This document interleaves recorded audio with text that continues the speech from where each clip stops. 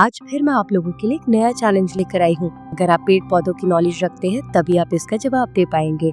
जब इस पौधे पर फूल आते हैं तो ऐसा लगता है मानो आसमान की नीलिमा उतरकर हमारी छत में समा गई हो। ये पौधा घर में होना बहुत शुभ होता है, इसलिए लोग इसे बहुत लकी मानते हैं। अगर आपने इस पौधे को पहचान लिया है तो कमेंट करके इसका नाम जरूर बताइए। आपके कमेंट का हमें इंतजार रहेगा। वीडियो पसंद आया तो लाइक कीजिए, चैनल को सब्सक्राइब कीजिए और भेज दीजिए इस वीडियो को अपने उन दोस्तों के पास जिन्हें पेड़ पौधों से बहुत प्यार है।